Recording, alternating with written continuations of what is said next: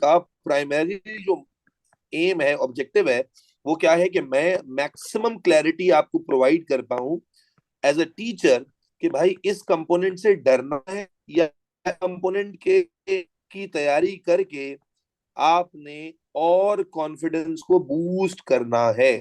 तो इसलिए आज के सेशन में बहुत सारी बातें मैं आपके साथ करूंगा और वो सारी बातें आपने सुननी है ध्यान से। ठीक है, नॉर्मली आप जानते हैं कि हमारे सेशंस में माइक खुले रहते हैं, बच्चे बात करते हैं, लेकिन आज मैं आपसे स्पेशली रिक्वेस्ट करूंगा और खास तौर पे एटीपी सेशंस के लिए, क्योंकि देखो ये ऑल्टरनेटिव टू प्रैक्टिकल का जो नेचर है ना, वो लेक्चर वाला नेचर नहीं है। I need to talk about maximum things point wise and I write everything, make sure करूंगा मैं कि आपके पास सारी चीजें हों। मैं बताऊंगा कि क्या चीजें मैं आपको सॉफ्ट कॉपी में देने वाला हूं और इसकी भरपूर तैयारी कैसे की जाएगी, तमाम चीजें बताऊंगा। तो अगर आप दरमियान में ज्यादा बोलेंगे तो मसला होगा। हमने इसमें सीखना है और प्रैक्टिस करनी है, और जहां इंटरेक्शन जरूरी है वहां आपसे मैं हमेशा चाहता हूं कि आप मैक्सिमम इंटरेक्शन करें और कॉन्फिडेंस को बढ़ाएं। लेकिन दरमियान में कुछ, यानी आप थोड़ा सा अगर वेट करेंगे ना, तो मुझे अंदाजा है जैसे ही मैं पैटर्न बताऊंगा, जैसी मल्टीपल चीजें बताऊंगा, तो हो सकता है कि आपके दिमाग में फौरन से कुछ क्वेश्चंस आ जाएं। तो मैं आपसे रिक्वेस्ट ये करता हूं कि थोड़ा सा होल्ड कीजिएगा उस चीज को, क्योंकि हम बहुत ज्यादा डिटेल में बात करने वाले हैं और हर एक चीज डिस्कस करने वाले हैं। ठीक है जी। तो सबसे पहले बिस्मिल्लाह करते हैं, बिल्कुल बेसिक से बात शुरू करते हैं। मैं इस वक्त ये अज्यूम कर रहा हूं कि आपको एटीपी के बारे में कुछ भी नहीं मालूम, और अगर कुछ मालूम भी है तो उसे अपने तक ही रखिए, क्योंकि अब जो मैं आपको बताने जा रहा हूं, अगर आपको वो पहले से पता है वेल एंड गुड है, और अगर आपको वो पहले से नहीं पता तो आपको जानना बहुत जरूरी है। ठीक है जी। मेरे बच्चे, जब आप ओ लेवल बायोलॉजी में आए, ओ लेवल बायोलॉजी आपने एक सब्जेक्ट के तौर पर रजिस्टर किया, तो मेरे बच्चे आप इस सब्जेक्ट में चाहे जीसीएससी से रजिस्टर हुए हो या आईजीसीएसई सिस्टम से रजिस्टर हुए हो, आपने एग्जाम में 3 कंपोनेंट्स में अपेयर होना है। ठीक है, ये बात हम थ्योरी सेशन में भी कर चुके हैं। एक कंपोनेंट जिसमें आप अपेयर होने वाले हैं वो एमसीक्यू कंपोनेंट है। एक कंपोनेंट जिसमें आप अपेयर होने वाले हैं, बेटा माइक प्लीज किसी का भी खुला ना रहे, किसी का भी माइक प्लीज, जो चन चुन टक टुक की आवाजें जो है वो ना आए तो बेहतर है। ठीक है जी। तो प्लीज मेक श्योर, क्योंकि मैं अगर माइक म्यूट कर दूंगा सबका तो हो सकता है कोई जरूरी बात भी आप पूछ ना पाए। इसलिए आई रिक्वेस्ट एवरीबडी कि प्लीज मेक श्योर आपके माइक्स बंद रहें, और जहां पर मैं आपको जो बात बता रहा हूं वो आप गौर से सुने, और अगर कोई क्वेरी है तो प्लीज उसे नोट डाउन कर लें। हो सकता है कि सेशन में मैं उसको क्लियर कर दूं, और हो सकता है कि अगर आपसे क्लियर ना हो तो फिर आप मुझसे बाद में पूछ लें। ठीक है जी। तो एटीपी ऑल्टरनेटिव टू प्रैक्टिकल पर जाने से पहले हम आपको याद दिलाते हैं कि जब आप पेपर देने जाओगे मई जून सेशन में, तो you will be appearing for 3 components, the MCQ component, the theory component and the alternative to practical which is ATP, also called as paper 4। ठीक है जी। पेपर के जो कंपोनेंट है वो जीसीएससी वालों के लिए अलग है, पेपर 1 पेपर 2 पेपर 4 है, आईजीसीएससी वालों के लिए पेपर 2 पेपर 4 है, इसलिए मैं कंपोनेंट वाइज नहीं लिख रहा, ये एमसीक्यू थ्योरी एटीपी वाइज लिख रहा हूं। अब इन तीनों कंपोनेंट्स की अगर हम बात करते हैं तो थोड़ा समझते हैं कि इनकी टाइम ड्यूरेशन और मार्क्स में क्या फर्क है, ताकि हमें समझ में आए कि how ATP is important and how much is it going to contribute in our grade. This is very important, ताकि आपको समझ आ जाए कि एटीपी की वैल्यू आपकी आपके लिए कितनी है, बहुत ज्यादा है, हुआ ज्यादा है, या एक्चुअली में बहुत इंपॉर्टेंट है। तो मेरे बच्चे, आप जो एमसीक्यू पेपर कर रहे हो, एमसीक्यू पेपर कर रहे हो, that MCQ paper contributes 30% in your grade. The weightage of the MCQ paper in your overall grade will be 30%. However, बेटा माइक के लिए अभी मैंने कहा किसी का माइक मुझे ओपन नजर ना आए, ये फिर मुझे किसी की आवाज आई है, प्लीज मेक श्योर करें, इससे पता है डिस्टर्बेंस होगी, और मैंने बहुत सारी चीजें दिमाग में रखी हुई हैं जो मैंने आपको डिलीवर करनी है, मैंने लिख के नहीं रखी हुई कोई। तो अगर मैं कुछ भूल गया, टेम्पो खराब हो गया तो लॉस होगा। इसलिए प्लीज मेक श्योर एवरीबडी आपका माइक बंद हो, और जहां पर मैं किसी का नाम कॉल करूं वहां पर आपने अनम्यूट करके जरूर जवाब देना है, लेकिन other than that mics please बंद रखें। It's very important, it is distracting sometimes and that I don't want today at least. ठीक है जी। तो ताकि मैं अपना जो टारगेट है वो गिवन टाइम में अचीव कर पाऊं, आपको बहुत लंबा टाइम ना लूं आपका, और आपको डिलीवर कर पाऊं जो मैं सोच कर बैठा हूं आपको समझाने के लिए, because this is everything is very important. वरना आपके दिमाग में जो बहुत सारे मिसकंसेप्शंस हैं एटीपी को लेकर वो क्लियर नहीं कर पाऊंगा मैं। तो एटीपी का जो पेपर है, उससे पहले मैं जरा आपको बता ही रहा हूं कि आई एम अज्यूमिंग कि we are having a very first session, और आपको पेपर का मैं आइडिया देने के लिए समझा ही रहा हूं कि जो आप 3 पेपर्स में अपेयर होने जा रहे हो, और इन 3 पेपर्स में जो paper number, is my voice lagging बच्चों? No No, sir. sir. No sir. No, sir. Okay okay, thank you thank you.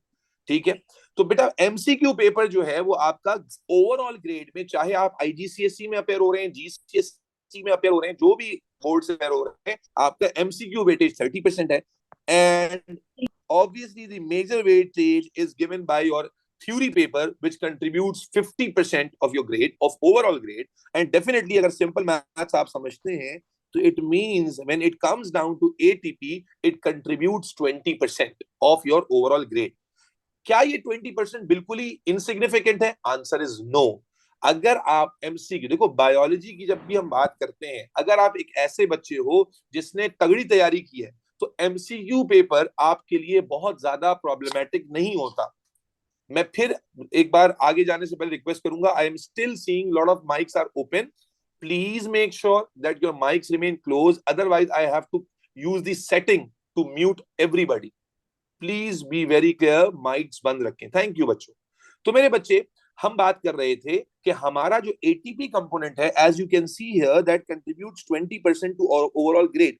तो अब मैं बता ही रहा हूं कि why this ATP becomes really important, क्योंकि देखो अगर आप एक ऐसे बच्चे थे जिसने पूरे साल तैयारी की, तो इट इज वेरी ऑब्वियस कि आप एमसीक्यू में शायद बहुत बुरा परफॉर्मेंस ना दो, क्योंकि बायोलॉजी एक ऐसा सब्जेक्ट है जहां अगर आपका कॉन्सेप्ट अच्छा है और आपकी लर्निंग कमजोर है तो you will B scoring good in MCQ and you will be under performing in theory, क्योंकि जब आप रिटन राइटिंग स्किल्स में कमजोर होते हो तो you lose marks in theory.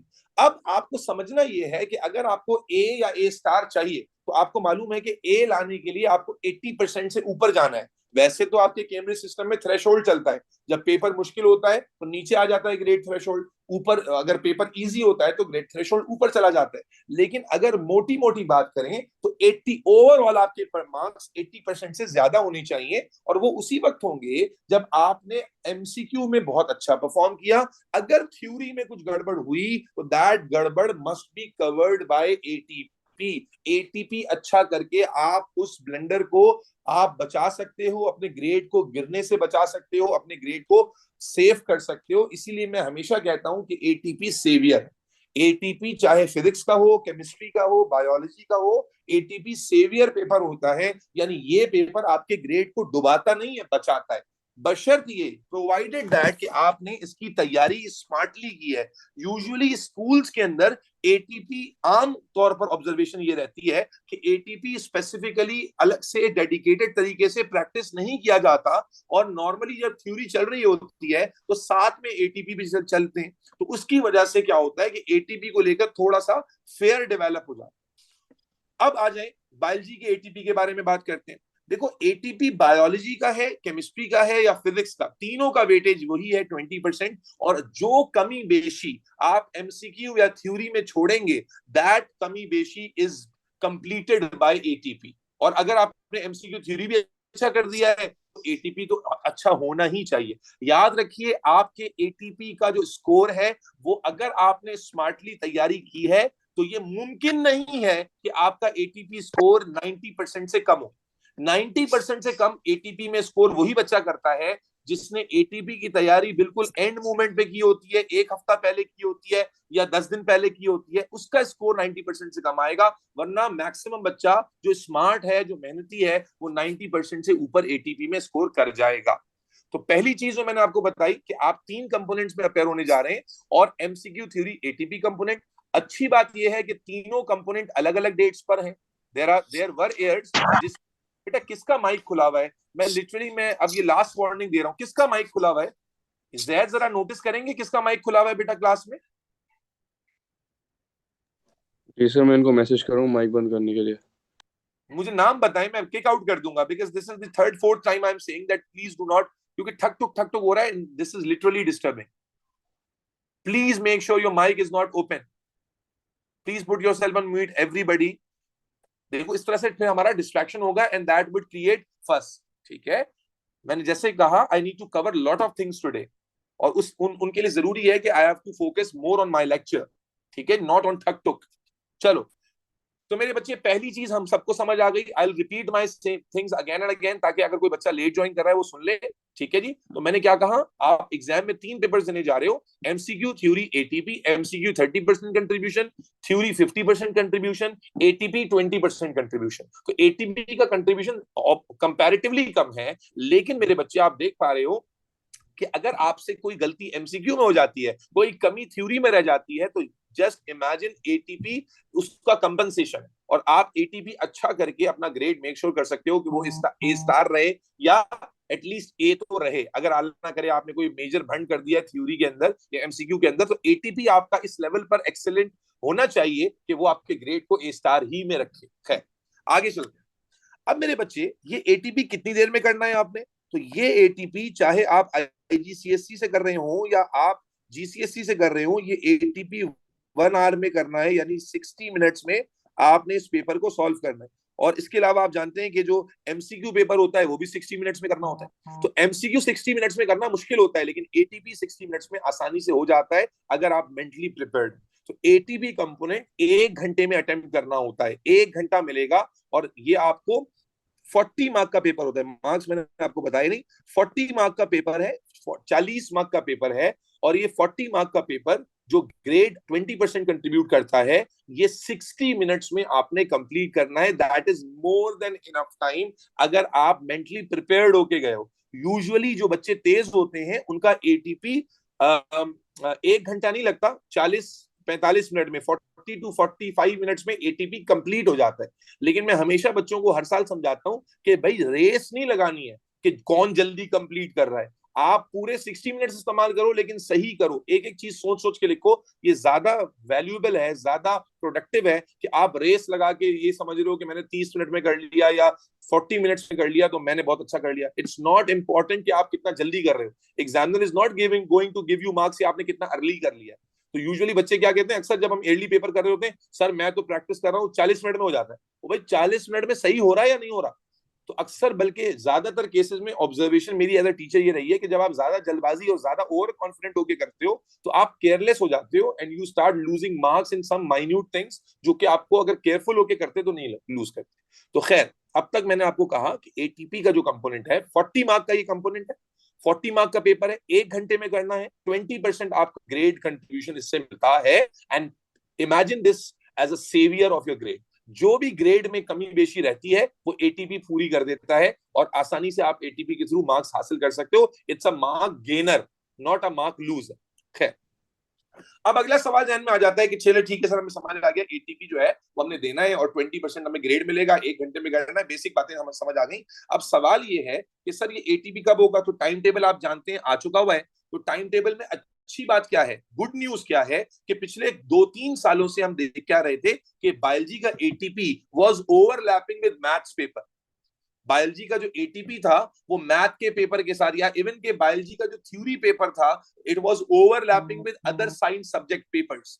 ठीक है ना? लेकिन इस बार का जो टाइम टेबल है उसमें अगर आप जाकर देखेंगे तो अल्हम्दुलिल्लाह इस बार जो टाइम टेबल है जरा बेहतर है। और किसी मेजर पेपर, किसी ने इंडिविजुअली एक्स्ट्रा सब्जेक्ट्स लिए हो तो बात अलग है, लेकिन अगर आपने मेजर साइंसेस लिए हुए हैं, मैथ फिजिक्स केमिस्ट्री इंग्लिश दे रहे हैं अलॉन्ग विद बायोलॉजी, तो इस वक्त आपका कोई मेजर क्लैश नहीं आ रहा। वरना जो है वो मेजर क्लैश आ रहे होते थे। हाँ, उर्दू शुर्दू किसने लिया हुआ तो अलग बात है, मैंने कहा ना कोई एक्स्ट्रा एडिशनल सब्जेक्ट लिया हुआ है तो अलग बात है, लेकिन मेजर साइंस के साथ कोई क्लैश नहीं है, which is a big thing. वरना मैंने ऐसे साल भी देखे जिसमें जो बच्चा है ना वो बायोलॉजी का थ्योरी पेपर दे रहा है, थ्योरी पेपर देके फारिग हुआ, फिर मैथ का थ्योरी पेपर दे रहा है। तो इस बार थ्योरी में भी क्लैशेस इस तरह के नहीं है। एटीपी के साथ मैथ का कोई कंपोनेंट है, बट एटीपी के साथ ओवरलैप चलता है, क्योंकि एटीपी कोई बहुत ज्यादा लर्निंग इन्वॉल्व करने वाला पेपर नहीं होता। जब थ्योरी और एमसीक्यू के साथ ओवरलैप होता है ना, फिर लसन लग जाता है। तो ये इस बार अच्छा होने वाला है आपके लिए। खैर, अब मेरे बच्चे, अब सवाल ये है कि एटीपी की तैयारी कैसे होगी? सर, जब आप पूरे साल सब्जेक्ट पढ़ रहे होते हैं स्कूल में या मेरे साथ पढ़ रहे थे, तो आप क्या देखते हैं कि एटीपी पे अलग से तो कोई बात हुई नहीं, ऑल्टरनेटिव टू प्रैक्टिकल पे अलग से तो कोई बात हमने की नहीं। तो सर हम इसकी तैयारी अलग से करेंगे या क्या हम इसकी तैयारी कर चुके हैं साथ साथ? मेरे बच्चे याद रखिएगा, एटीपी किसी भी सब्जेक्ट का हो, केमिस्ट्री का, फिजिक्स का या बायोलॉजी का, खास तौर पर बायोलॉजी का, एटीपी कंपोनेंट जो है ना वो आपके सिलेबस की लर्निंग को इन्वॉल्व जरूर करता है, but it is not the test of syllabus learn. It is not the major testing of your syllabus learning. Rather, it is the test of your approach. It is the test of your skill. It is the test of your planning. ठीक है जी। तो ATP में अगर आपको ये परेशानी है कि सर कंटेंट क्या होगा, इसका इसमें क्या नोट्स याद करने होंगे, तो बेटा मैं जो जरूरी चीजें हैं वो जरूर बताऊंगा, लेकिन याद रख लीजिए एटीपी में सिलेबस का इन्वॉल्वमेंट जरूर होता है, लेकिन it is not a paper which is dependent on learning. Learning वाला पेपर नहीं है ये आप नोट्स रट्टा लगा के एटीपी नहीं कर सकेंगे। जो सिलेबस में आप सीख रहे हो वो आपको एमसीक्यू थ्योरी में काम आएगा। और एटीपी में अगर मैं परसेंटेज में बताऊं तो उसका जो कंट्रीब्यूशन है ना वो 20-30% है। अगर एटीपी आप सॉल्व करने बैठोगे, जब हम इंशाल्लाह देखेंगे, मैं पूरा भी समझाता हूं कि हम एटीपी किस तरह से करने वाले, तो जब हम फुल स्केल एटीपी पेपर करेंगे तो यू विल रियलाइज कि उस एटीपी पेपर में जो सिलेबस का इन्वॉल्वमेंट है ना वो 20-30% ही होता है।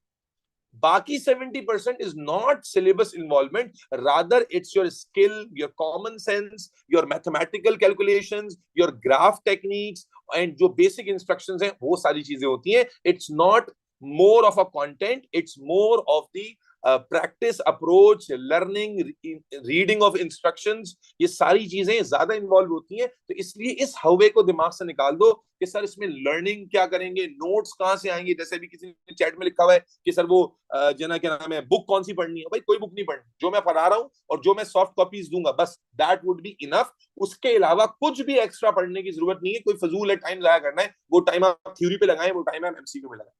तो मेरे बच्चे अब हमें 2-3 बातें क्लियर हो जानी चाहिए। बाय राव अलीजा, क्या एटीपी का कंपोनेंट जो है वो 40 मार्क का एक पेपर है, इसका वेटेज 20% है, 1 घंटे में ये पेपर करना होता है। और इस पेपर में मेजर इन्वॉल्वमेंट आपकी लर्निंग फ्रॉम सिलेबस नहीं है, बल्कि लर्निंग ऑफ एटीपी जो हम क्लास में करेंगे, analytical skills, planning skills, reading skills, उनके बारे में, ड्राइंग स्किल्स। यानी अगर मैं एटीपी की लर्निंग बनाऊं ना, कैटेगराइज कर लूं एटीपी लर्निंग्स को, तो एटीपी में अल्लाह आपका भला करे जो सिलेबस लर्निंग है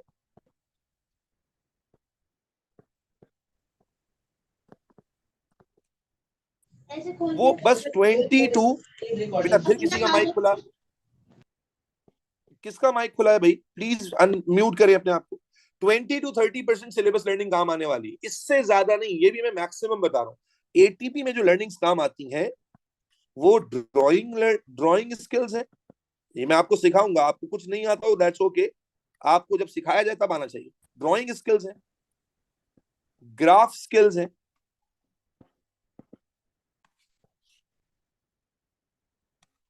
प्लानिंग स्किल्स है, और एनालिटिकल स्किल्स। कि आपको जब डेटा दिया जाएगा तो क्या उस डेटा को आप एनालाइज कर पा रहे हैं, एनालिटिकल स्किल्स। तो एटीपी में मेजर कंट्रीब्यूशन इन छोटी छोटी चीजों का है कि आप एनालिसिस सीखेंगे, आप ड्राइंग सीखेंगे, आप ग्राफ सीखेंगे, आप प्लान सीखेंगे और आप कैलकुलेशन सीखेंगे। ठीक है, मैथमेटिकल स्किल्स कि आपका मैथ्स ठीक होना चाहिए, मैथमेटिकल अप्रोचेस ठीक होने चाहिए। ठीक है, तो syllabus learning without a doubt इसका सबसे मिनिमम पार्ट है। सिलेबस लर्निंग है, सिलेबस से जो चीजें आप सीखते हैं वो, मैं ये नहीं कह रहा काम नहीं आएंगी, काम बिल्कुल आएंगी, लेकिन अगर आप ये सोच रहे हैं कि आपने सिलेबस की तैयारी बहुत अच्छे से की है तो एटीपी खुद ब खुद हो जाएगा, नहीं होगा, नहीं होगा, नहीं होगा। आपको सिलेबस पूरा आता हो, एटीपी में आप बेड़ा गर्क कर देंगे अगर आपने बाकी चीजों की प्रैक्टिस नहीं की। और कैसे होगी, आपने एटीपी सारे सेशंस अटेंड करने हैं। अगर टाइम आपकी फिजिबिलिटी में नहीं आ रहा मेरे बच्चे, तो याद रखिए you have to come out of your comfort. थोड़ा सा आपको मैनेज करना पड़ेगा ताकि हम इस लोड से बरी जिम्मा हो जाए। और जब हम एटीपी लर्निंग ये सारी आपको प्रोवाइड कर देंगे तो इंशाल्लाह ताला फिर हम एटीपी की कुछ फुल स्केल पेपर्स की प्रैक्टिस भी करेंगे और फिर एक गैप ले लेंगे। और जब एग्जाम का एटीपी टाइम आएगा तो दोबारा से एटीपी की प्रैक्टिस करेंगे और अपनी सारी रिविजन को दोहरा देंगे। ठीक है जी, तो उम्मीद है कि बेसिक्स यहां तक आपको समझ आ गई। अब जरा पेपर पैटर्न समझ लेते हैं कि हमने ये तो समझ लिया कि एटीपी जो है वो 40 मार्क का पेपर है, लेकिन उसमें आएगा क्या सर, एटीपी में क्या क्या आता है, जरा आए जरा उसके बारे में बात करते हैं, उसके बारे में जानते हैं, ताकि आपके दिमाग में ये क्लियर हो जाए कि एटीपी का पेपर कैसे स्ट्रक्चर्ड होता है, एटीपी का पेपर स्ट्रक्चर्ड कैसे होता है। आए समझ। देखो बेटा, एटीपी पेपर जब आप करने बैठते हो तो आपको एग्जामिन किया जाता है तीन चीजों में।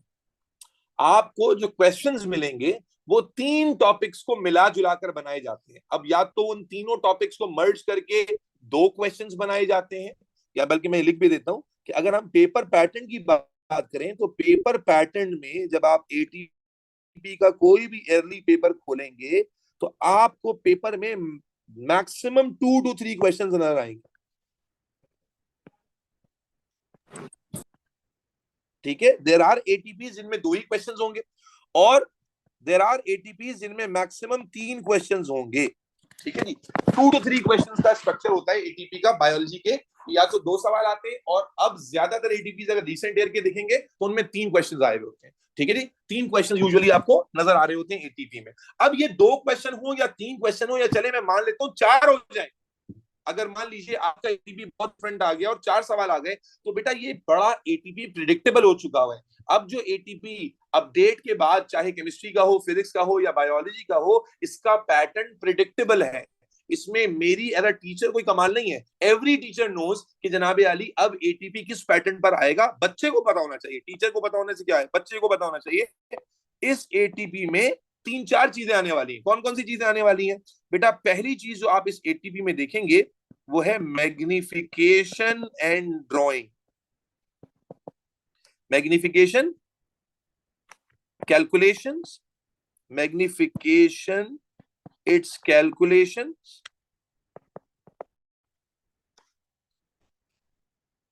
And drawing. यानी आपको पहला टॉपिक जिससे एटीपी में आपको रूबरू होना है, सामना करना है, लाजमी तौर पर होगा, that is a diagram based question. ठीक है ना, डायग्राम बेस्ड क्वेश्चन जिसमें मल्टीपल चीजें जुड़ेंगी। मैग्निफिकेशन के कॉन्सेप्ट जुड़ेंगे, कैलकुलेशंस जुड़ेंगी। अगर मैं इसको अलग अलग हाईलाइट कर दूं तो मैग्निफिकेशन का कॉन्सेप्ट यूज होगा, कैलकुलेशन का कॉन्सेप्ट यूज होगा और ड्राइंग भी इस्तेमाल होगी। तो ये पहला टॉपिक है जो आपको हर एटीपी में नजर आएगा, magnification with its calculations and drawings. ठीक है, this is the consistent part of every ATP paper. ठीक है जी, ये पहला टॉपिक। दूसरा टॉपिक आपको जो एटीपी में लाजमी नजर आएगा, जिसमें सबसे ज्यादा बच्चे डरे हुए होते हैं, that is planning and investigation of experiment.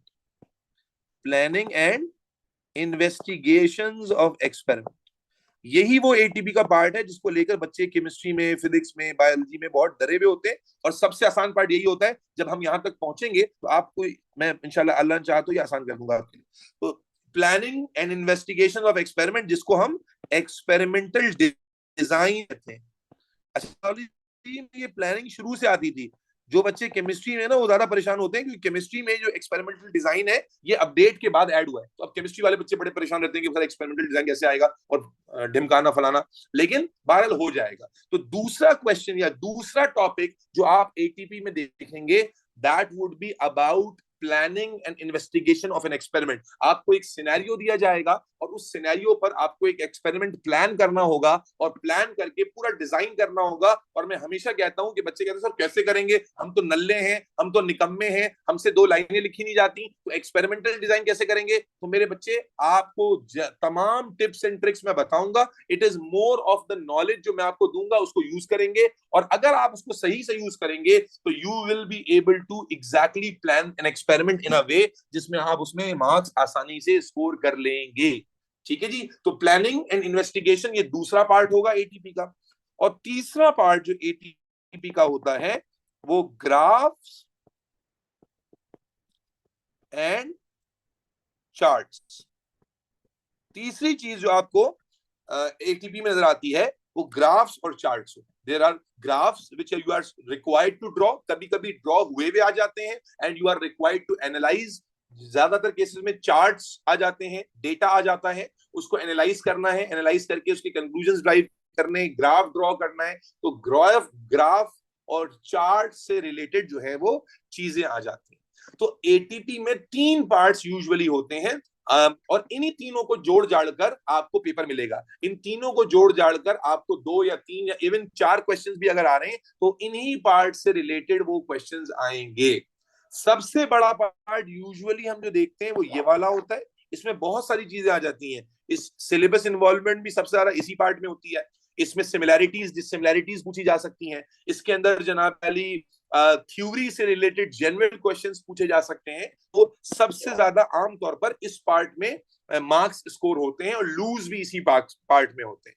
और बहुत सारे बच्चे हैं जो इन दो पार्ट्स में मार्क लूज करते हैं। देखो, अगर कोई बच्चा इस पार्ट में मार्क लूज कर रहा है ना, तो ये शायद अंडरस्टैंडेबल है, क्योंकि बहुत सारे बच्चे थ्योरी में कमजोर होते हैं, बहुत सारे बच्चे अब रिकॉल ऑफ मेमोरी में कमजोर होते हैं, तो ये तो चलो समझ में आएगा। लेकिन अगर कोई बच्चा यहां या यहां मार्क लूज कर रहा है ना, इसका मतलब है ही वाज नॉन सीरियस, क्योंकि आपको पहले से पता था कि मैग्निफिकेशन आनी है, ड्राइंग आनी है, कैलकुलेशन आनी है, ग्राफ्स और चार्ट आने हैं। और ये प्लानिंग की तरह ऐसा नहीं है कि जनाब कभी किसी टॉपिक से आएगा, कभी किसी टॉपिक से नहीं। मैग्निफिकेशन का जो कॉन्सेप्ट है वो वन टाइम है, ग्राफ का जो कॉन्सेप्ट है वो वन टाइम है। तो अगर आप इसमें मार्क कटवा रहे हो, इसमें आपके मार्क्स डिडक्ट हो रहे हैं, इसका मतलब मेरे बच्चे अब यू आर नॉट सीरियस, आपने एटीपी की तैयारी नहीं की थी। तो इन दो पार्ट्स में आपके मार्क्स फुल होने चाहिए। अगर इसमें कोई एक दो नंबर कट भी रहे हैं तो दैट्स ओके, पॉसिबल है कि कट जाए, लेकिन इन दो पार्ट में अगर आप कटवाएंगे, मार्क्स डिडक्ट करवाएंगे, तो आप रेस में पीछे होते चले जाएंगे। ठीक है जी। तो एटीपी में हम भी अपनी जो अप्रोच है वो इसी तरह से बनाएंगे। हम पहले मैग्निफिकेशन, कैलकुलेशंस और ड्राइंग्स को एलैबोरेट करेंगे। हम 2 या 2.5 सेशन लगाएंगे, 2 या मैक्सिमम 3 सेशंस हम इस टॉपिक पे इन्वेस्ट करेंगे। फिर तकरीबन 4 to 5 सेशंस हम इस टॉपिक पे इन्वेस्ट करेंगे और 2 सेशंस हम इस टॉपिक पे इन्वेस्ट करेंगे। तो कुल मिलाकर 8 से 10 सेशंस। अब मैं अभी टाइम टेबल आपको नहीं बता रहा हूं क्योंकि इट इज स्टिल अनसर्टेन, लेकिन आप सेशन वाइज अपनी तैयारी करें कि 8 से 10 सेशंस मैक्सिमम में, मैक्सिमम बोल रहा हूं, हो सकता है इससे कम में हो जाए, 6 में हो जाए, 7 में हो जाए। 8 से 10 सेशंस अगर मैं 40-45 मिनट्स के कंडक्ट करता हूं तो maximum 8 to 10 sessions we will be able to cover up almost everything and then we'll be ready to jump into a full scale ATP paper. Is that clear बच्चों? यहां तक बात समझ आती है? तो एटीपी के अंदर जो स्किल टेस्ट हम कर रहे हैं उसमें we will be talking about, जो मैंने खास तौर पे टॉपिक नंबर 1 और टॉपिक नंबर 3 कहा, बेटा ये दोनों टॉपिक्स ऐसे हैं जो कंसिस्टेंट है। कंसिस्टेंट से मुराद इसमें जो कॉन्सेप्ट आप सीखोगे ये कॉन्सेप्ट हर पेपर में सेम ही होगा। प्लानिंग और इन्वेस्टिगेशन में तो फिर भी हो सकता है ना कि कभी एंजाइम से रिलेटेड सवाल आ जाए, कभी फूड टेस्ट से रिलेटेड सवाल आ जाए, कभी कोई जनाब आली कोई रैंडम सवाल आ जाए, ठीक है ना, वो तो चलो अनसर्टेनिटी समझ आती है, लेकिन यहां पर अनसर्टेनिटी नहीं है। इसलिए याद रखिए इन दो पार्ट्स की तो ऐसी सॉलिड तैयारी होनी चाहिए कि आप एक नंबर भी इसमें ना कटवाएं। ठीक है जी। अच्छा, अब सवाल ये कि एटीपी के नॉर्मल थ्रेशोल्ड्स क्या होते हैं ये भी बता दूं, ताकि इससे भी आपको अंदाजा हो कि कितनी मेहनत करेंगे कि जिससे आपको एटीपी में आपका ग्रेड ए रहे। ठीक है जी। तो एटीपी का जो यूजुअली थ्रेशोल्ड रहता है, ठीक है जी, अगर आपने 32 अबव मार्क्स लिए हैं, 32 अबव मार्क्स अगर आपने लिए हैं तो 32 अबव मार्क पर आपको ए मिल जाता है। अगर मैं गुज़िश्ता 8 साल, लास्ट 8 इयर्स में देखूं तो लास्ट 8 इयर्स में 32 या 32 प्लस मार्क पर ए है। यूजुअली 4 to 5 मार्क्स के डिफरेंस पर आपको बी मिल रहा होता है। यूजुअली फर्दर 4 to 5 मार्क्स के डिफरेंस पर आपको सी मिल रहा होता है, और फिर 2-2 मार्क्स के डिफरेंस से आपको डी और ई मिल रहा होता है। ये नॉर्मली पिछले 8 साल के डेटा का एक एवरेज है ग्रेड वाइज। अब डिपेंड करता है कि अगर शहजीन ये कहती हैं कि भाई मैंने बस पास करना है तो भाई 16-17 नंबर भी आ जाएंगे तो पास हो जाएगा। जोहा कहती है नहीं मैंने ए ही लाना है, तो जोहा नीड्स टू मेक श्योर कि 32 से ऊपर ऊपर जाए। मेरा मशवरा ये है कि आप जब हम एटीपी करेंगे, खासतौर पे जब हम सारी स्किल सीख जाएंगे और हम फुल स्किल पेपर करेंगे, या जब मैं आपको करा रहा हूँ या जब आप खुद बैठ के कर रहे होंगे, तो एवरी सिंगल पेपर जब आप अटेम्प्ट करोगे you need to make sure कि आपका स्कोर 36-37 पर जाए एटलीस्ट। क्योंकि अगर आप अपनी सेल्फ पेपर में, सेल्फ प्रैक्टिस में हर पेपर 36, 37, 38 यानी 35 अबव रखेंगे तो मैं ये रियलिस्टिकली मान लूंगा कि आप एग्जाम में भी इसी रेंज में फॉल करेंगे, या अगर वहां प्रेशर की वजह से एक आध मार्क एक्स्ट्रा और कट गया तब भी आप ए वाली कैटेगरी में ही रहेंगे। लेकिन अगर एक बच्चा टारगेट कर रहा है कि 32 तक पहुंचना है, तो इट्स नॉट शॉकिंग कि वो 30 या 29 तक पहुंचे, 28 तक पहुंचे और उसका ग्रेड ए ना बने। एटीपी में ए आना ही चाहिए। B is not an acceptable grade in ATP, क्योंकि अगर आप एटीपी में बी ला रहे हो, इसका मतलब आपका कैलिबर पेपर 1-2 के लिए भी बिल्कुल घटिया होगा। तो इसलिए आपकी जो सेल्फ प्रैक्टिस आप करें, उस सेल्फ प्रैक्टिस में आपका स्कोर इन एनी पेपर 35 से ऊपर ऊपर रहना चाहिए। बेटा बता रहा हूं यार, सब्र कर लो। ठीक है जी, तो ये तो हो गया एटीपी का ओवरऑल हिसाब किताब। तो मैं यहां तक की जो बातें मैंने आपको बताई जरा जल्दी से मैं दोहरा दूं, और उसके बाद फिर मैं पहले टॉपिक के बारे में आपको कुछ बातें बताऊंगा और उसकी मार्क्स डिस्ट्रीब्यूशन समझाऊंगा, ताकि आपको समझ में आए कि कौन सा टॉपिक हमें कितने मार्क्स पेपर में यूजुअली दे रहा होगा। तो एटीपी फिर कंक्लूड कर दूं, जो बच्चे लेट भी आए हैं उनको भी समझा दूं कि मेरे बच्चे, this is the first introductory session of ATP, और यहां पर हम कोशिश कर रहे हैं कि आपको ये समझा पाए कि एटीपी का पेपर, उसका पैटर्न, उसको करने के लिए कौन सी अप्रोचेस काम आएंगी, क्या जो आप डर रहे हैं वो सही डर रहे हैं, या आप ज्यादा डर रहे हैं, या आप बिल्कुल नहीं डर रहे हैं। तो हमने समझा कि एटीपी का जो पेपर है ये आपका तीसरा कंपोनेंट है, और इस कंपोनेंट में आपको ये पेपर 40 मार्क का पेपर 1 आवर में कंप्लीट करना होता है, और ये 20% आपके ओवरऑल ग्रेड में कंट्रीब्यूट करता है। फिर ये एटीपी पेपर चाहे फिजिक्स का हो, केमिस्ट्री का हो या बायोलॉजी का हो, तीनों के तीनों पेपर्स के अंदर आपको यहाँ सिलेबस लर्निंग जो है वो मिनिमल हेल्प करती है। It helps but it is not enough. अगर आप ये समझ रहे हैं कि सिलेबस आपने अच्छे से किया है तो एटीपी भी अच्छा हो जाएगा, तो ये बिल्कुल गलत अप्रोच है, क्योंकि एटीपी का जो आपको टेस्टिंग स्केल है वो आपका सिलेबस है ही नहीं। सिलेबस टेस्टिंग तो पेपर 1-2 में हो जाएगी, एमसीक्यू थ्योरी में हो जाएगी। तो majorly it is the test of your calculation skills, your analytical skills, your mathematical skills, your graph skills, your diagram skills, your planning skills. और यही स्किल्स हम जो है 8-10 सेशंस में सीखेंगे, अपनी स्किल्स को इंप्रूव करेंगे, और सिलेबस लर्निंग जहां जरूरी होगी वो भी मैं आपको बताऊंगा। फिर सवाल आ गया, सर एटीपी के लिए क्या पढ़े, क्या नोट्स पढ़े? तो भाई सर आपको जो एटीपी से रिलेटेड चीजें सिखाते जाएंगे उनको बिल्कुल कुरान और हदीस की तरह समझ लेना, बिल्कुल, मतलब नाउज़ बिल्लाह कुरान और हदीस नहीं है, लेकिन उसको बिल्कुल डिट्टू जो चीजें मैं आपको क्लास में कराऊंगा, और कुछ सॉफ्ट चीजें मैं आपको दूंगा, डायग्राम्स भी दूंगा और मल्टीपल चीजें दूंगा, जो पूरा मटेरियल रहेगा आपको एटीपी की तैयारी। जो रीड करने के लिए कहूंगा उसे आप रीड करके आओगे, जो याद करने के लिए कहूंगा उसे आप याद करके आओगे, जो क्लास में आपको रटवाऊंगा उसको भी रटोगे। वो सारी बातें, वो सारी स्किल्स जो आपको रिक्वायर्ड है वो हम हर सेशन में थोड़ी थोड़ी करके सीख जाएंगे। तो इसलिए ये ना समझिएगा कि एडिशनली कोई या थ्योरी रीड करने से होगा, या एडिशनली कुछ जो आपको क्लास में करा रहे हैं बस उसको मेक श्योर करना है कि आप उसमें कोई भी डाउट ना हो और आपकी लर्निंग पूरी हो। उसके बाद मैंने कहा पेपर पैटर्न में यूजुअली आपको 2 to 3 क्वेश्चंस मिलेंगे, और मेजर जो टॉपिक आप पकड़ लें तो मेजर टॉपिक में उसमें मैग्निफिकेशन, उसकी कैलकुलेशंस और ड्राइंग्स, ये एक पार्ट होता है। फिर जो सबसे मेजर पार्ट होता है वो प्लानिंग, इन्वेस्टिगेशन, एक्सपेरिमेंटल डिजाइन का होता है, और उसके बाद ग्राफ और चार्ट्स। ठीक है जी। फिर हमने कहा एटीपी का जो थ्रेशोल्ड है, अब ग्रेड थ्रेशोल्ड अगर लास्ट 8 इयर्स में देखें तो ये थ्रेशोल्ड इस एवरेज में रेंज करता है। आपने जब कोई ईयरली सॉल्व करना है तो आपका स्कोर 35 अबव होगा, तो मैं ये अज्यूम कर सकता हूं कि या मान सकता हूं कि आप एग्जाम में भी ए ही लाएंगे, ए से नीचे नहीं गिरेंगे। ठीक हो गया। अब हम लोग कैसे शुरू करेंगे? तो मेरे बच्चे, हम पहले as shown by my writing as well कि हम पहले इस पार्ट के ऊपर बात करेंगे। हमारी पहले 2-2.5 सेशंस जो हैं वो इस पार्ट के बारे में रहेंगे, मैग्निफिकेशन, कैलकुलेशन एंड ड्राइंग्स। हम पहले इसी पर फोकस करेंगे। चूंकि वैसे तो अगर मैं बताना चाहूं तो 20 मिनट में बता दूं, लेकिन ना सिर्फ बताना है बल्कि मैं आपको जो चीजें बताऊंगा पहले आप उसको अंडरस्टैंड करोगे, उनको रफली हम समझेंगे, और उसके बाद उसकी एप्लीकेशन जो है वो भी करते जाएंगे, ताकि हमें कॉन्फिडेंस आए कि जो हम सीख रहे हैं वो कैसे अप्लाई होने वाला है। ठीक है जी। तो मेरे बच्चे, हम इसमें सबसे पहले जो डिस्कशन करेंगे वो पहले टॉपिक की होगी magnification, calculation and drawing. Magnification, calculation and drawing. ठीक है जी। अब आए जरा समझते हैं और चलते हैं हमारे पहले टॉपिक पर, जो है ड्राइंग एंड मैग्निफिकेशन का टॉपिक। याद रखिए, यहां जैसा कि मैंने मेंशन किया कि मैग्निफिकेशन,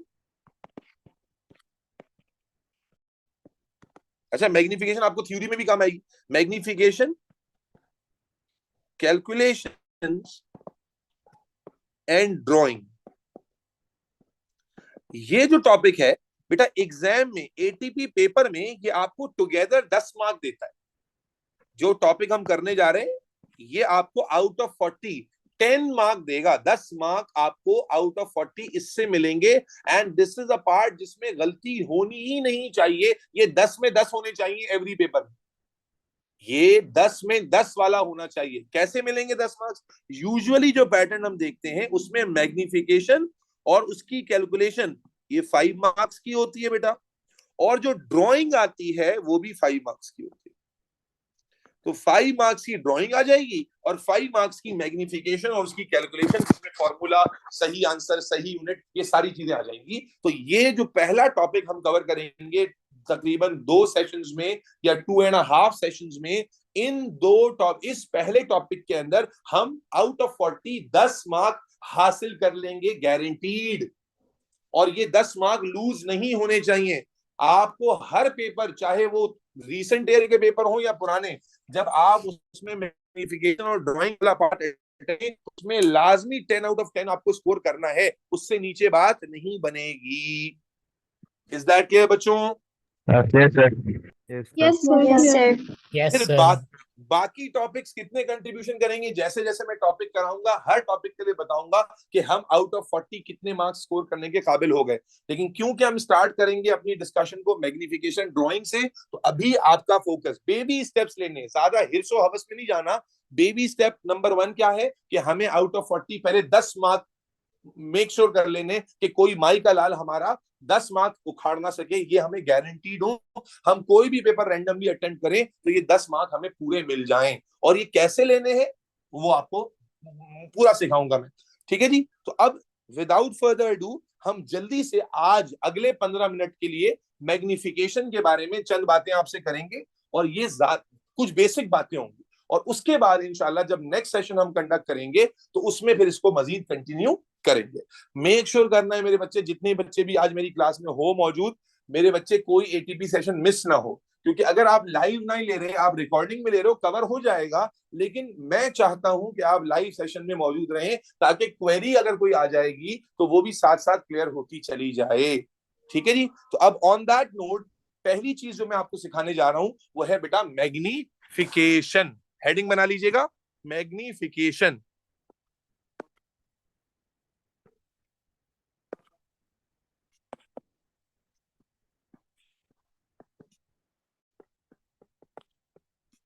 या अल्लाह तेरा शुक्र है। चले मेरे बच्चे, सवाल सबसे पहला कि मैग्निफिकेशन क्या होती है। बेटा मैग्निफिकेशन को हम डिफाइन करते हैं, अच्छा इसकी डेफिनेशन जो है ना वो एटीपी में तो नहीं आई, लेकिन थ्योरी में आ चुकी है, इसलिए डेफिनेशन का पता होना जरूरी है। जिन बच्चों को मैं थ्योरी पढ़ा रहा हूँ, मैग्निफिकेशन जो है वो शायद पहले कवर नहीं, ये तो मैं पूरी कवर करूंगा यहाँ पर, ताकि कहीं पर भी मैग्निफिकेशन का सवाल आ जाए तो आपको आंसर करने में कोई दिक्कत ना हो। तो बेटा मैग्निफिकेशन क्या होती है, डेफिनेशन तो चलो मैं लिखूंगा, लेकिन मैग्निफिकेशन जब आप वर्ड सुनते हो, मैग्नीफाई मैग्नीफाई मैग्नीफाई, तो क्या सेंस पकड़ते हो मैग्नीफाई का? मैग्नीफाई का मतलब इनलार्ज, वेरी गुड। जूम करना, जूम इन करना, इनलार्ज करना, यही सेंस आता है सबके दिमाग में। कि अगर मैं कहता हूं कि यार ये मैग्नीफाइड इमेज है, तो मैग्नीफाइड इमेज का मतलब अयाज इस्माइल क्या होता है कि आप उस ऑब्जेक्ट को, उस स्पेसिमेन को बड़ा करके देख रहे हो। आपने मोबाइल में एक फोटो क्लिक की और उसके बाद आप उसको जब जूम इन करते हो तो आप क्या करते हो कि उसके अगर लेट सपोज चेहरे पे जूम इन कर रहे हो किसी बंदे के, तो आप क्या कर रहे हो, मैग्नीफाई करते चले जा रहे हो, उसको बड़ा करके देख रहे हो और क्लियरली, ताकि और वाजे नजर आए। खैर, तो इस बड़ा करने की एबिलिटी को, इस साइज को इनलार्ज करने की एबिलिटी को डिफाइन कैसे करेंगे? क्या लिख क्या देंगे, enlargement of size? No no no. हम कैसे डिफाइन करते हैं मैग्निफिकेशन को फिजिक्स में या बायोलॉजी में? It is the ratio of size of image to size of actual object. यानी जिसको हम कहते हैं ना भाई साइज बड़ा करना।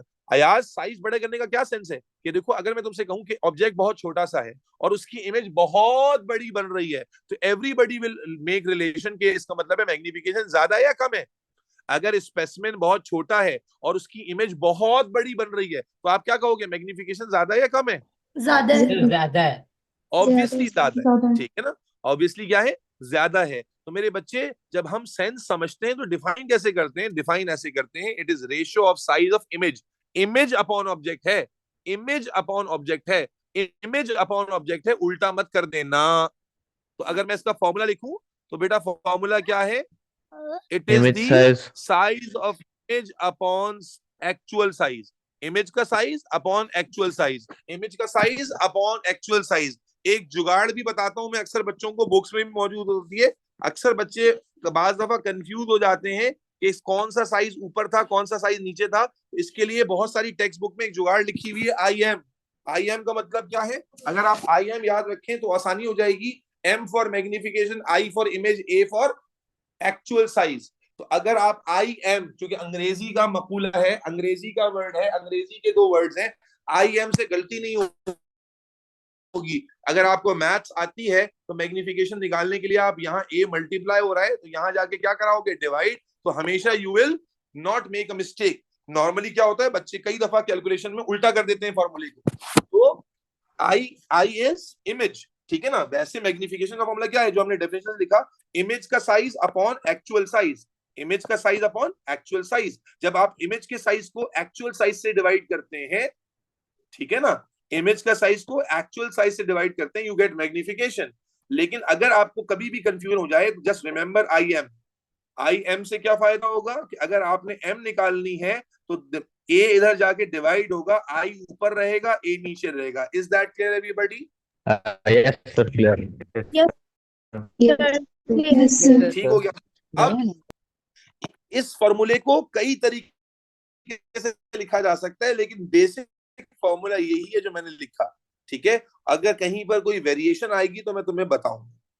तो पहली चीज ये हो गई कि मैग्निफिकेशन का डेफिनेशन क्या है। दूसरी चीज हो गई मैग्निफिकेशन का फॉर्मूला क्या है। तो डेफिनेशन भी क्लियर हो गई, फॉर्मूला भी क्लियर हो गया, और फॉर्मूले में गड़बड़ ना हो जाए उसके लिए आई एम का निमोनिक भी सबको क्लियर हो गया। यस और नो? Sir. Yes. अच्छा, अब लिसन वेरी केयरफुली। अब मेरे बच्चे अगली बात जो तुम्हें यहां समझनी है कि जब तुम ये साइजेस निकालते हो, जब तुम ये साइजेस कैलकुलेट करते हो इमेज का या एक्चुअल स्पेसिमेन का, तो याद रखिएगा, यहां नोट लिख लीजिएगा अपने पास कि मैग्निफिकेशन निकालने के लिए it is obvious that you need to values, you need the value of image size and you need the value of actual size. तो याद रखिए, द साइज और the measurement is always, measurement is always in millimeter। आपने measurement हमेशा millimetre में करनी है। सिर्फ अगर एग्जामिनर स्पेसिफाई कर दे कि कुछ और, लेट सपोज एग्जामिनर कहता है कि सेंटीमीटर में करें, तो फिर ये नहीं कि आप कहो कि सर ने कहा था मिलीमीटर में करना है। अगर नॉर्मली क्या होता है, जब आप पेपर देखेंगे तो यू विल सी कि आपको कहीं पर लिखा हुआ नहीं होगा कि मिलीमीटर में निकालें, सेंटीमीटर में निकालें। तो the standard unit which we follow for the calculation is always millimetre, millimetre. लेकिन अगर एग्जामिनर कह दे, स्पेसिफाई कर दे कि भाई सेंटीमीटर में निकालो, या एग्जामिनर कह दे कि माइक्रोमीटर में निकालो, फिर मेरे बच्चे फिर ज्यादा 30 मार्क नहीं बनेंगे कि सर आपने बताया था मिलीमीटर। तो सर ने ही ये बताया था कि मिलीमीटर उसी वक्त होगा जब तक स्पेसिफाइड नहीं। अगर स्पेसिफाइड है कि सेंटी में निकालें या माइक्रो में निकालें, फिर वही बात फॉलो करें। तो अब उसके लिए बेटा बेसिक चीज याद रखिए। अब स्केल में यूजुअली क्या होता है, जो आपके पास कॉमन स्केल है उसमें मिलीमीटर तो होता है, लेकिन ज्यादा क्लियरली विजिबल होता है उसमें सेंटीमीटर। तो बड़ा सिंपल सा रिलेशन है, 1 सेंटीमीटर किसके बराबर होता है, 10 मिलीमीटर। तो आप करोगे ये कि अगर आप डायग्राम की मेजरमेंट कर रहे हो, फॉर एग्जांपल एक डायग्राम बनी हुई आपके सामने, आप उसे स्केल रख के मेजर करते हो और मेजरमेंट आती है 5 सेंटीमीटर, तो भाई अगर 1 सेंटीमीटर 10 मिलीमीटर के बराबर है तो सिंपली क्या करोगे, मल्टीप्लाई बाय 10 करोगे, तो you will get 50 millimetre. Yes और नो? Yes sir. ठीक है। अब मुझे जल्दी से बता दो, अगर 15 सेंटीमीटर है तो कितने मिलीमीटर होंगे? 150 millimeter. 150. Isn't it obvious? बस सिंपली 150. मल्टीप्लाई बाय 10 वाली कहानी 150। ठीक है, अगर मैं कहूं कि 10 सेंटीमीटर है तो कितने मिलीमीटर होंगे भाई? 100 millimeter. 100 millimeter. 100 मिलीमीटर। तो असल जो याद रखने का है वो है ये रिलेशन के 1 सेंटीमीटर और मिलीमीटर में रिलेशन 10 का होता है। 1 centimetre is equal to 10 millimetre. तो आपने सिंपली 10 से मल्टीप्लाई करना। लेकिन बाज दफा क्या होता है, एग्जामिनर की हट जाती है। एग्जामिनर बच्चा रट्टा लगा के आया 10 से मल्टीप्लाई करना है, 10 से मल्टीप्लाई करना है, 10 से मल्टीप्लाई करना है, और एग्जामिनर ने स्पेसिफाई कर दिया माइक्रोमीटर, एग्जामिनर ने स्पेसिफाई कर दिया सेंटीमीटर। तो मेरे बच्चे याद रखिए, सेंटीमीटर में तो कोई मसला नहीं है, सेंटीमीटर तो आप चलो स्केल पे निकाल रहे हो। अक्सर बच्चे फंस जाते हैं माइक्रोमीटर में। तो याद रखिएगा मेरे बच्चे, आपको मिलीमीटर बनाना है, हमेशा याद रखें मिलीमीटर बनाना है, और 1 मिलीमीटर में 10 की पावर 3 माइक्रोमीटर होते हैं, यानी 1000 माइक्रोमीटर होते हैं। There are lot of papers जिसमें एग्जामिनर ने स्पेसिफाई किया है माइक्रोमीटर को, और वहां हमारा बच्चा फिसल जाता है क्योंकि स्केल नहीं लिखा हुआ होता। ये जो मैं इंफॉर्मेशन आपके साथ लिख रहा हूं ये वहां लिखी हुई नहीं होगी। एग्जामिनर बोलेगा give your answer in micrometre. तो याद रखें, कैलकुलेशन तो आप करेंगे मिलीमीटर में, लेकिन आंसर माइक्रोमीटर में कैसे बनाना है, जैसे आप समझे यहां मल्टीप्लाई बाय 10 करते हैं तो यहां मल्टीप्लाई बाय क्या कर देंगे 1000। किसको? सेंटीमीटर को नहीं, मिलीमीटर को। बेटा मेरी बात सुनना, कभी भी आप सेंटी से डायरेक्ट माइक्रो में नहीं आओगे, सेंटीमीटर से हमेशा मिलीमीटर में आओगे और फिर मिलीमीटर से माइक्रोमीटर में आओगे, अगर चाहते हो कि गलती ना हो। अगर ज्यादा चीते बनने की शौक है डायरेक्ट भी कर सकते हो अगर मैथ्स आती है, लेकिन I would not suggest, I have seen lot of students getting confused. तो याद रखिए जो स्टैंडर्ड यूनिट है वो मिलीमीटर है। If examiner ask you to give your answer in micrometre, first make millimetre, and millimetre की वैल्यू के आगे या तो आप उसको 1000 से मल्टीप्लाई करो, या सिंपली जुगाड़ क्या बता रहा हूं मैं आपको। देखो फॉर एग्जांपल आपको कहा उसने 2 सेंटीमीटर, आपने मेजरमेंट की 2 सेंटीमीटर, आप क्या करोगे मिलीमीटर में कितना हो जाएगा ये 20 मिलीमीटर। 20 millimeter. माइक्रोमीटर के लिए क्या करना है तुम्हें, तुम सिंपल 1000. 20 लिखो और इसके आगे 10 की पावर 3 लिख 20,000. दो, 20,000. 20 लिखो, समझ लो बेटा 20 लिखो, सिंपली उसके आगे मल्टीप्लाई बाय 3, 10 की पावर 3 लिख दो। आपको मालूम होना चाहिए कि इनके जो दरमियान रिलेशन है वो 10 की पावर 3 का है। अब अगर मल्टीप्लाई करोगे कैलकुलेटर पे रख के तो ये 20,000 आ जाएगा, है ना भाई, 20,000 आ जाएगा। Is that clear? जी sir. Yes, Yes, sir. sir. ठीक है, तो याद रखें अक्सर बच्चे मिलीमीटर पे ही ब्रेक लगा देते हैं। देयर आर पेपर्स जिसमें माइक्रोमीटर है, और माइक्रोमीटर में बच्चा फंस जाता है क्योंकि कम आता है माइक्रोमीटर। ठीक है जी, तो रिलेशन फिर समझ ले, इसका रिलेशन ये याद रखें, सेंटी टू मिली, ये पाथवे याद रखेंगे, कभी भी डायरेक्टली इसको क्रॉस नहीं करेंगे। जो सर बता रहे हैं उसके हिसाब से चलेंगे कि जब भी आपने कन्वर्जन करनी है तो सेंटी आप कैलकुलेट कर रहे होगे मिली और माइक्रो। तो ये रिलेशन है 1, 10 और 1000 का। ठीक है जी, जब आप फॉरवर्ड जा रहे होगे तो मल्टीप्लाई बाय 10 मल्टीप्लाई बाय 1000, और जब बैकवर्ड जा रहे होगे तो divided by 1000 and divided by 10। अगर आप बैकवर्ड जा रहे हो तो फिर मल्टीप्लिकेशन नहीं होगी, फिर क्या हो जाएगी, डिवीजन हो जाएगी। अक्सर बच्चों को बड़ा कंफ्यूजिंग लगता है, तो थोड़ी सी इसकी प्रैक्टिस करवा देता हूं। दोबारा सुन लीजिए, मैं आपसे कहता हूं कि एक वैल्यू है 2.5 सेंटीमीटर। हाँ भाई 2.5 सेंटीमीटर, तो बताइए मिलीमीटर में कितनी होगी वैल्यू? 25 millimeter. मल्टीप्लाई करेंगे 25 10 millimeter. से तो ये बन जाएगा 25 मिलीमीटर, और उसके बाद फिर मल्टीप्लाई करेंगे किससे 1000 1000 से, तो ये बन जाएगा 25,000. 25,000 micrometer. 2500 लिख रहे अयाज, 2500 लिख रहे हो तुम, क्यों? 1000 से 25 को मल्टीप्लाई करोगे तो 25,000 नहीं बनेगा। ठीक हो गया। अच्छा अब रिवर्स करके देखो, असल रिवर्स में बच्चे फंस जाते हैं। सवाल आ गया 7.5 एक्सपोनेंशियल 3 माइक्रोमीटर, ठीक है ना, और आपसे कहता है कि इसको मिलीमीटर में कन्वर्ट करो। तो आपको वही याद होना चाहिए, 10 की पावर 3 का रिलेशन है। अब मल्टीप्लीकेशन नहीं होगी, क्या होगी? 7.5. Division. 7.5 millimeter. तो 7.5 सिंपल क्या है, मिलीमीटर। डिवीजन का मतलब अगर किसी को समझ नहीं आता तो 10 की पावर 3 से डिवाइड करेगा, कैंसिल हो जाएगा, और कैंसिल होने की वजह से यहाँ पर क्या आ जाएगा मिलीमीटर में बेटा, 7.5 7.5 मिलीमीटर। और सेंटीमीटर में कितना होगा ये? तो फिर आप इसको फर्दर डिवाइड कर 0.75 दोगे किससे? वेरी गुड, 10 से, तो Sir, अब ये बन divided by जाएगा 10. 0.75। 0.75 centimeter. तो मेरे बच्चे इस चीज में किसी को भी कंफ्यूजन नहीं होना चाहिए, क्योंकि this is something really basic. 10 out of 10 ऐसे नहीं आएंगे मार्क्स, आपको श्योर होना पड़ेगा कि आप ये बेसिक मिस्टेक्स ना करें। तो 3 यूनिट्स में एग्जामिनर खेलता है, सबसे कॉमन यूनिट जिसमें खेल रहा है वो मिलीमीटर है, लेकिन एग्जामिनर क्या करता है, कभी मिली से आपको सेंटी, कभी सेंटी से मिली, और कभी कभी माइक्रो में ले जाता है और माइक्रो से मिली में लेकर आता है। वहां पर आपको समझना होता है। आपको दो फिगर्स याद रखने हैं, सेंटी और मिली में 10 का रिलेशन, और मिली और माइक्रो में 1000 का रिलेशन। ये दो रिलेशन आप याद रखेंगे। जब आप छोटे यूनिट में जा रहे हैं तो मल्टीप्लीकेशन से जाएंगे, बड़े यूनिट में आ रहे हैं तो डिवीजन से आएंगे। एक आखिरी सवाल करते हैं और उसके बाद फिर आपको खैर देंगे। अभी मैं मैग्निफिकेशन के बारे में मैंने कुछ भी नहीं बताया ढंग से, अभी बहुत कुछ और भी बताना है। क्या कह रहे हैं, 0.0005 क्यों भाई, 0075 क्यों आ रहा है भाई मिलीमीटर में?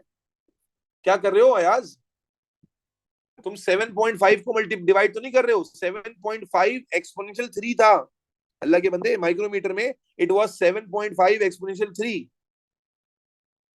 अब देखो इस तरह की कोई मिस्टेक होगी तो फिर तो मैं क्या कर सकूंगा, 7.5 एक्सपोनेंशियल 3 माइक्रोमीटर था, you divided it by 1000 and it comes down 7.5। Simple तो है।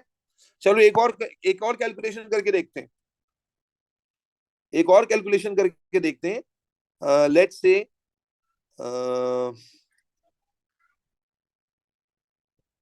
230 या 230,000 माइक्रोमीटर है जी। माइक्रोमीटर में ये वैल्यू है बेटा, कैसे कन्वर्ट करेंगे मिलीमीटर में? डायरेक्ट तो नहीं जाएंगे ना, Divide पहले by किसमें जाएंगे? 1000. Divide by 1000, sir. Divide by 1000 करने का मतलब क्या हो गया, 3 जीरो से 3 जीरो कैंसिल हो 2300 जाएंगे, तो क्या आ जाएगा 2300 millimeter. 2300 मिलीमीटर। millimeter. उसके बाद जब डिवाइडेड बाय 10 करेंगे तो एक और जीरो कैंसिल हो जाएगा, 230 230 centimeter. centimeter. 230 centimetre. Is this clear to everybody? Clear, Yes. sir. Yes, sir. तो इसमें प्रीफिक्सेस की पावर्स को मिक्स ना करें, क्या कह रहे हो बेटा? प्रीफिक्सेस की पावर्स को मिक्स ना करें ना, जिस तरह फिजिक्स में होता है। नहीं नहीं नहीं, फिजिक्स मत घुसाओ यहाँ पर, कीप इट वेरी ठीक है, simple, okay keep it sir. Very simple. वो फिजिक्स में तो मीटर से होता है ना रिलेशनशिप यार, वो जी पावर, सर। वो अक्सर बच्चे कहते हैं गड़बड़ इसलिए कर देते हैं। अभी किसी ने चैट में भी लिखा था कि वो सर 10 की पावर 6, अबे वो मीटर से रिलेशनशिप होता है 10 की पावर 6 से। वो जो ठीक है 10 जी, -6 एक्सपोनेंट माइक्रो जो है। माइनस, वो असल में वो फिजिक्स लेके बायोलॉजी में घुस जाते हैं और फिर खुद भी कंफ्यूज, या तो आदमी को दोनों चीजें अच्छे से आती हैं, फिर जी क्या है सर। आधी बात याद रखते हैं, आधी बात को लेके मर्ज कर देते हैं, सेंटी में 6 का रिलेशन बना देते हैं और बेड़ा गर्क कर देते हैं। तो मेरे बच्चे मैं कंक्लूड कर रहा हूँ जी। अयाज क्या बात है बताओ बेटा? पहला टॉपिक हम स्टार्ट कर चुके हैं, मैग्निफिकेशन, कैलकुलेशन और ड्राइंग। अभी मैंने इस टॉपिक में कोई भी बात अभी तगड़ी वाली बताई नहीं है, अभी तो मैं तगड़ी बातें इंशाल्लाह बताऊंगा। तो मैग्निफिकेशन क्या है अभी मैंने सिर्फ इंट्रोड्यूस किया। मैग्निफिकेशन में मेरे बच्चे, मैग्निफिकेशन में आपको सबसे पहले डेफिनेशन कि it is the ratio of size of image to size of object. Secondly formula, फॉर्मूले में इमेज अपॉन ऑब्जेक्ट एक्चुअल होता है, आई एम का निमोनिक आपको याद रखना है। नोट में आपको मैंने बताया कि मेजरमेंट की जो कैलकुलेशन होती है वो मिलीमीटर में होती है, आप स्केल से जब मेजर करोगे सेंटी में आएगा और फिर उसे मिली में कन्वर्ट करोगे 10 का रिलेशन यूज करके। लेकिन एग्जामिनर आपको माइक्रो में भी फंसाएगा और माइक्रो के लिए आपको 1000 का फिगर याद रखना है। तो मेरे बच्चे आप जब सेंटी से मिली में आओगे, पहले हमेशा हमेशा कभी भी जंप नहीं करोगे, सेंटी से मिली में आओगे, मिली से माइक्रो में जाओगे, ये सबसे सेफेस्ट रूट है। पहले 10 से मल्टीप्लाई करोगे फिर 1000 से करोगे, ठीक है जी। और जब रिवर्स आना होगा तो 1000 से डिवाइड करोगे, माइक्रो से मिली में आ जाओगे, 10 से डिवाइड करोगे, मिली से सेंटी में आ जाओगे। और ये कुछ एग्जांपल्स हैं जिसमें हमने वैल्यूज को चेंज किया। Is everybody clear on that? Clear sir. Yes, Yes, sir. sir. Yes. तो this is very basic. Sir Ayaz क्या, अयाज माइक पर आके बोलो, तुम्हें समझ नहीं पा रहा मैं, माइक पर आओ और बोलो क्या बोलना चाह रहे हो।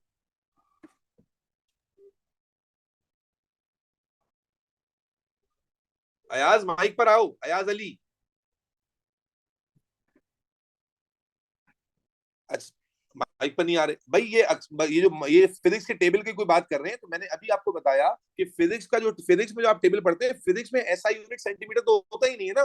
फिजिक्स में आपने ये टेबल पढ़ा है, 1 मीटर इज इक्वल टू 10⁻²सेंटीमीटर, 1 metre is equal to 10⁻³ millimetre. ये वाला मिलीमीटर टेबल पढ़ा है ना यार, 1 metre is equal to 10⁻6 6 micrometre. और माइक्रोमीटर। फिर इसको आप कन्वर्जन करते हो माइनस पावर लगा के। मेरे बच्चे, अगर आपकी फिजिक्स अच्छी है, नहीं आया तुम्हारी आवाज नहीं आ रही, तो आप किसी भी तरह करो, मैथ्स है, मैथ्स की ब्यूटी यही होती है कि अगर आप सही कर रहे हो तो हर लिहाज से सही होगा। लेकिन I have seen students getting confused, doing blenders, वो बेड़ा गर्क कर देते हैं, और एक सिंपल से क्वेश्चन में आंसर नहीं आ रहा, और जब मैं पास पेपर करा रहा हूँ तो मुझसे ही उलझ जाते हैं कि सर नहीं हमारा आंसर तो नहीं आ रहा, सर बताएं क्यों नहीं आ रहा। और पता चला कि जनाब भंड मारा हुआ है कैलकुलेशन में। तो इसलिए याद रखें, केमिस्ट्री के अंदर, सॉरी बायोलॉजी के अंदर मीटर का इस्तेमाल नहीं हो रहा होता, ठीक है। तो अगर आपको वो स्किल हेल्पफुल लगता है आप उससे करें, लेकिन आप अभी आपने किया, आपने गलत आंसर निकाला, पता नहीं क्या गलती की थी आपने। तो इसलिए बायोलॉजी में तो बेटा काफी सिंपल है, 10 और 1000 का रिलेशन है, सेंटी से 10 और फिर 1000। Is that clear clear sir. Yes, sir. Micrometre, मेरे बच्चे सेंटीमीटर से माइक्रोमीटर में जाने की आपको जरूरत ही नहीं पड़ेगी। द रीजन इज कि स्टैंडर्ड यूनिट जो केमिस्ट्री बायोलॉजी में फॉलो हो रहा होगा वो मिलीमीटर हो रहा होगा। तो आपको मिलीमीटर, यानी अगर कोई वैल्यू एग्जामिनर भी देगा ना, तो वो मिलीमीटर के थ्रू ही होकर जाएगी। तो सेंटी से माइक्रो में बिल्कुल जा सकते हो, अगर तुम डायरेक्ट 10,000 से मल्टीप्लाई करो तो माइक्रोमीटर बन जाएगा। लेकिन अगेन आई डाउट कि अगर 4 बच्चे आप में से सही करेंगे तो 20 बच्चे गलत करेंगे। इसलिए भाई कीप इट सिंपल। बाज दफा लंबा रास्ता सिंपल होता है छोटे रास्ते से, तो इसलिए ज्यादा शॉर्टकट में मुश्किल होने की चांसेस है। तो आप 1 to 10, 10 to 1000 जाओगे। उम्मीद है बात सबको समझ में आ गई होगी। आज का पहला एटीपी सेशन इसी पॉइंट पर मैं खत्म कर रहा हूं। इंशाल्लाह अगले सेशन में मैग्निफिकेशन से रिलेटेड फॉर्मूला और डिफरेंट टाइप्स ऑफ केसेस जो मैग्निफिकेशन से रिलेटेड आते हैं, वो सारे केसेस आपको समझाऊंगा। 4-5 किस्म के केसेस हैं, और यूजुअली बच्चे 2 या 3 ही की प्रैक्टिस करते हैं और बाकियों की नहीं करते। तो इंशाअल्लाह ताला 3-4-5 किस्म के जो केसेस आते हैं उनके ऊपर हम बात करेंगे, और फिर आहिस्ता आहिस्ता आगे बढ़ेंगे इंशाअल्लाह ताला। अगला सेशन कल होगा, अगला सेशन कल होगा, अगला सेशन कल होगा दोपहर 1 बजे। अगला सेशन कल होगा दोपहर 1 बजे। अगला सेशन कल होगा दोपहर 1 बजे ऑनलाइन। बेटा कल स्कूल की सर छुट्टी है मेरी, क्लैश हाँ? है। सर कल स्कूल किसके है। साथ क्लैश है? सर कल एक्स्ट्रा क्लास है मेरी। किसकी सर एक्स्ट्रा? आपने टाइमिंग क्या बताई, दोबारा बताएंगे? सर इंग्लिश कल की। मेरे का स्कूल 1 है। बजे, कल 1 से 2 बायोलॉजी एटीपी का सेशन सर होगा। बिल्कुल सही है, सर क्योंकि हम लोग स्कूल सर फाड़े स्कूल में होंगे मिस कल, ऐना की वो है ना क्लास। मंडे। अच्छा, स्कूल नहीं, आपके पाकिस्तान में नहीं है? ये कौन जी है जो? पाकिस्तान में ही है सर, 2 पाकिस्तान में बजे स्कूल स्कूल है। खत्म होता है। पाकिस्तान में तो सारे स्कूल बंद है कल। क्यों खैरी? सब वो शब सिंध में फिर बारात। बंद है, पंजाब में खुले हैं। नहीं पंजाब में खुले हैं सर। पंजाब में खुले हुए हैं, पंजाब में? जी यस सर। अरे भाई, सर अरे सिंध में भी खुले हुए हैं। एपीएस खुला हुआ है। अच्छा भाई, चलो फिर रात में कर लें, रात जी में सर। कर लें 10 बजे।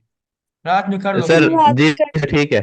सर आराम से रात में। 9 से 10 फिजिक्स, उसके बाद फारेंगे हैं सर। चलो कल, चलो ठीक है, फिर रात में कर लेंगे। रात में 10 बजे होगा, जैसे आज हुआ सही है। है सर। रात में ठीक है 10 बजे सर। होगा। ठीक सर है अगर सर। माइक्रोमीटर में चला सर जाऊं डन हो और गया, फिर डन हो मैं अगर मिलीमीटर चले जाऊं तो अयाज तुम माइक पर आओ यार। पता नहीं तुम क्या लंबी लंबी चैट लिख रहे हो, अल्लाह के बंदे तुम माइक पर आओ, तुम्हारा कंफ्यूजन क्लियर करूं मैं। तुम क्या परेशान हो रहे हो, मुझे समझ नहीं आ रहा। 10 और 1000 की सीधी सी बात को घुमा फिरा के क्या पूछ। माइक पर आओ अयाज, माइक पर आ जाओ जल्दी, शाबाश। सर वो जो फिजिकल क्वांटिटीज के वो मीटर से रिलेशन लेते हैं ना? जी जी जी जी हाँ जी। वही मैं देख रहा था। माइक नहीं सर, मसला कर रहा है। अबे तो माइक भी मसला कर रहा है, तो क्या तुम क्या कहना चाह रहे हो सर? अगर मैं माइक्रो से मीटर में चला, मीटर में क्यों जाओ? मीटर की जरूरत ही नहीं है बायोलॉजी में, तो मीटर में क्यों जाओगे? एक माइक्रोस्कोपिक स्पेसिमेन जो ऑलरेडी छोटा है, जिसके लिए सेंटीमीटर ही बड़ा यूनिट है, उसके लिए मीटर में क्यों जाओगे?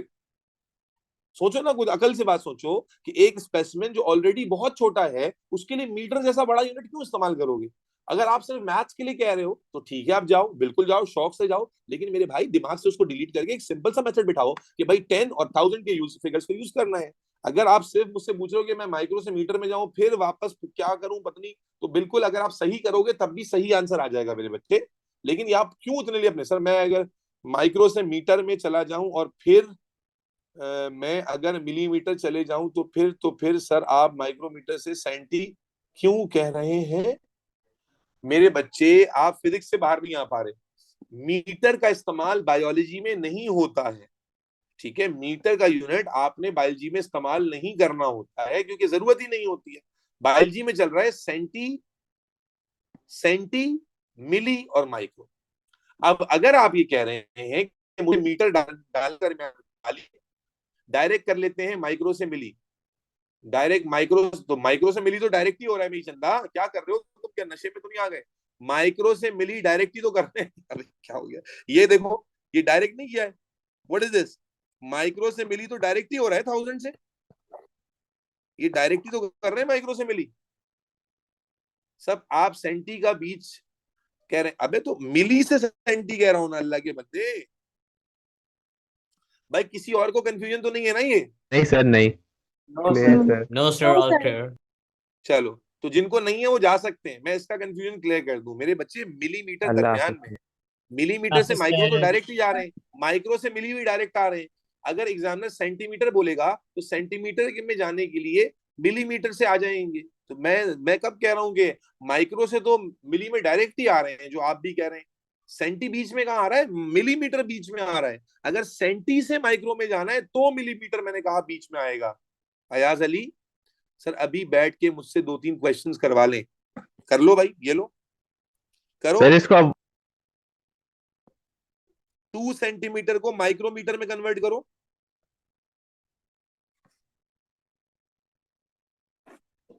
करो जल्दी से।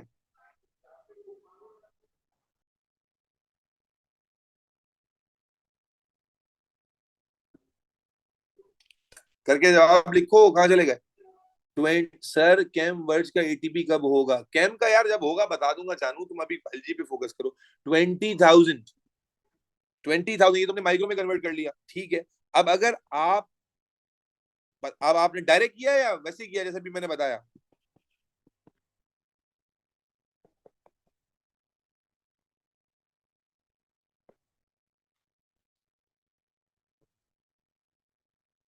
ट्वेंटी क्या यूनिट देखो, 20 था क्या? 20 क्या, किस में निकाल रहे हो? डायरेक्ट किया है या अभी 10 और 1000 वाले रिलेशन से किया है? तो माइक पर नहीं आ रहा, अल्लाह का वली। तो यार माइक पर आएगा तो ज्यादा कम्युनिकेशन बेहतर हो जाएगा ना। बताओ। एक्सपोनेंट, हाँ तो भाई मैं वही तो कह रहा हूँ कि अगर आप मैथ्स आपको एक्चुअल में आती है तो आप कैसे भी करोगे आपका आंसर ठीक आएगा भाई। लेकिन यहाँ एज अ टीचर मेरा काम क्या है कि I should tell you the easiest approach, जो ज्यादातर बच्चे जो मैथ में खासतौर पर जिनका हाथ टाइट है वो कर पाए। तो दैट्स वेरी सिंपल, 10 and 1000। आप एक्सपोनेंट में जो कह रहे हो वो भी बिल्कुल सही तरीका है। अगर चाहे आप वो मिलीमीटर से आ रहे हो, मीटर से आ रहे हो, किधर से भी आ रहे हो, अगर आप सही पावर लगा रहे हो तो आंसर सही आएगा ना भाई। ठीक है।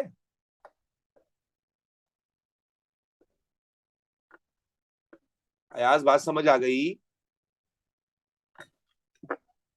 सर 1 मिनट, क्लास एंड करके कॉल पे आ जाए। अच्छा भाई, अरे भाई, अच्छा भाई, कॉल पे आ जाते।